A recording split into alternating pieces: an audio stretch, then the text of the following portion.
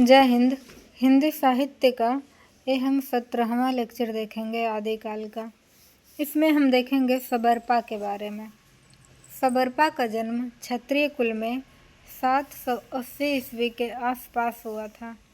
सबरपा के गुरु का नाम सरहपा था। सबरों भीलों की भांति वन्य जीवन व्यतीत करने के कारण इन्हें सबरपा कहा गया।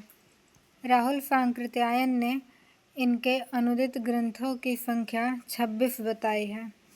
चर्यापद इनकी प्रसिद्ध रचना है, जिसमें सिद्धों के प्रचलित आध्यात्मिक प्रतीकों का प्रयोग किया गया है।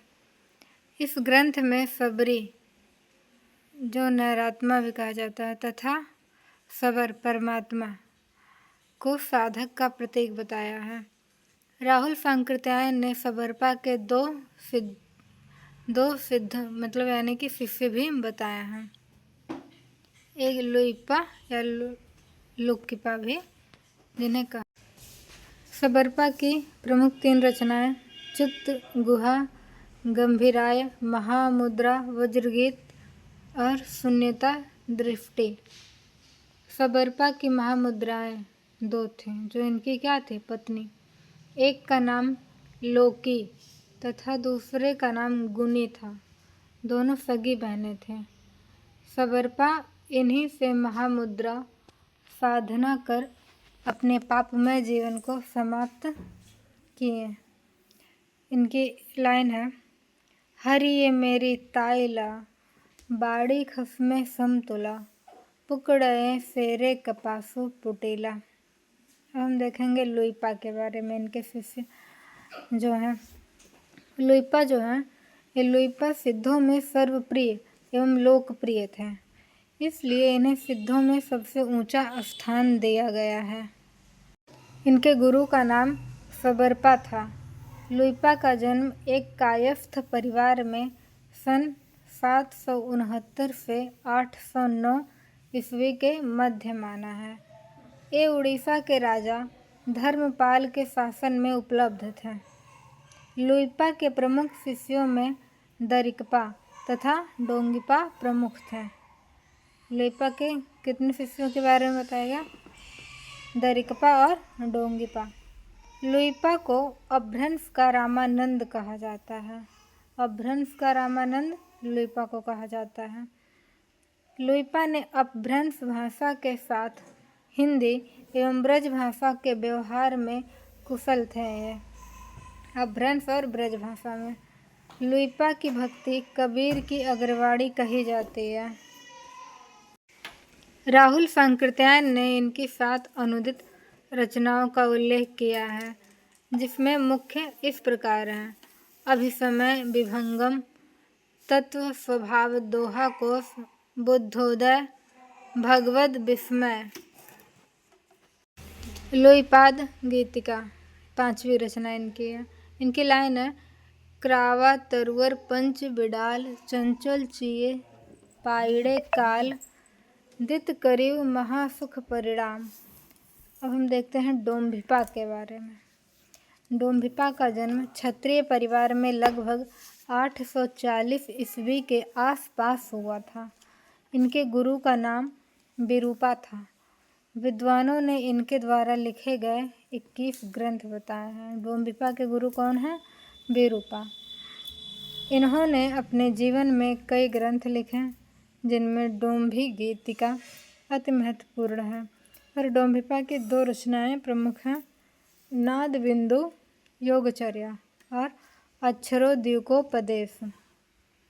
अपनी इन रचनाओं में डोम्भिपा ने कौल पद्धति का विशेष प्रचार किया है। किस पद्धति का? कौल पद्धति का। डोम्भिपा के शिष्य का नाम दरिकपा था, जिसकी सहयोगिनी चिंता थे। वे दोनों दरिकपा चिंता ही गुरु की सेवा में रत रहते थे।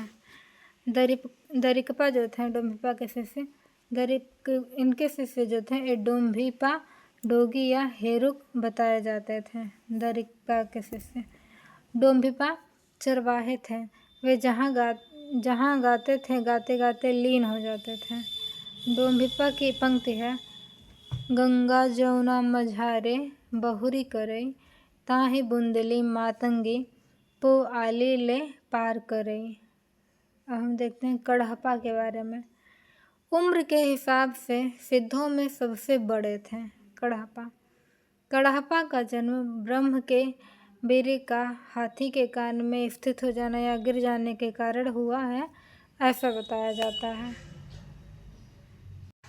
इसलिए इनका नाम करिप्पा भी रख दिया गया है। आचार्य रामचंद्र शुक्ल से 900 के उपरांत ही कड़हपा को अवतरित मानते हैं, जबकि डॉक्टर नगेंद्र के अनुसार इनका समय 820 ईस्वी बताया गया है। एक कर्नाटक के ब्राह्मण वंश में जन्मे थे। डॉक्टर बच्चन सिंह ने इनका समय 1199 ईस्वी माना है, जबकि तारानाथ ने इनको उड़ीसा में जन्मा बताया है। हजारी प्रसाद द्विवेदी ने इनको जुलाहा बताया, किंतु वास्तव में इनके शिष्य ताम्पा जुलाहे थे। ताम्पिमा जुलाहे थे, कड़हपा नहीं। बच्चन सिंह कहते हैं, पंडित होते हुए भी वे पंडिताई के बोझ से दबे नहीं थे। पंडिताई के बोझ को उतार कर उन्होंने किनारे रख दिया था। ये कौन कहता है? बच्चन सिंह। किसके बारे में कह रहा है बच्चन सिंह? कमेंट बॉक्स में बताइए।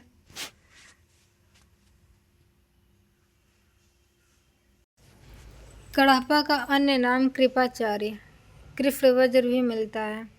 कड़हपा के गुरु का नाम जलंधर पा था, जो कि बिहार के सोमपुरी में रहा करते थे। कड़हपा द्वारा लिखे गए कुल ग्रंथ 74 का उल्लेख मिलता है। कड़हपा के अधिकांश ग्रंथ दार्शनिक विषयों पर थे। कड़हपा को राहुल सांकृत्यायन ने विद्या और कवित्व में सबसे सिद्धस्थ बताया था। इनकी रचनाओं में रहस्यात्मक भावना का समावेश मिलता है, जिसमें शास्त्रीय रूढ़ियों का खंडन हो। कड़हपा ने सिद्धों को विवाह प्रथा में अनास्था किंतु गृहस्थ जीवन में आस्था रखने वाला बताया है। यह एक विचित्र विरोधाभास है। राहुल सांकृत्यायन के अनुसार कड़हपा पांडित्य, कवित्व में बेजोड़ थे और उनके गुरु जलंधर पा थे। इनकी पंक्ति है कड़हपा की। आगम बन पुराणे पंडित मान बहंत, पग श्रीफल अलिय जिमे, वाहे रित भ्रमरंत। अगली पंक्ति है, जिमी लोग विलेज जय, पाड़ी एहि पियोन, तिम धरड़ी लय चित्त, समरस जाय लनवड़े लय लय जय पूड़े ते समृत। हम देखते हैं कुकरिप्पा के बारे में। राहुल सांकृत्यायन के अनुसार कुकरिप्पा कपिलवस्तु के ब्राह्मण थे। इनके गुरु का नाम चरपटिया था। कुकरिप्पा ने कुल 16 ग्रंथ रचे थे और ये सहज जीवन समर्थक थे। इनका पंक्ति है इनकी, हाड़ निवासी खगम अतारे, मोहोर बिगोवा कहण न जाए।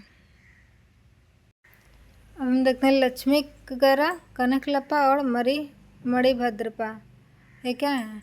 तीनों सिद्ध हैं। इनका ये महिला है। लक्ष्मी करा, इनका शुद्ध नाम लंचीकर था। ये उड़ियान में रहने वाली थी, जो कि उज्जैन मध्य प्रदेश में पड़ता है।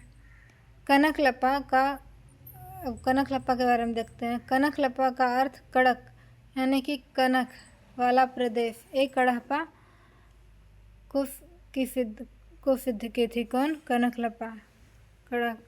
कड़हपा को। मणिभद्रपा आगार्च नामक नगर के सेठ की एक 13 वर्षीय ये लड़की थी।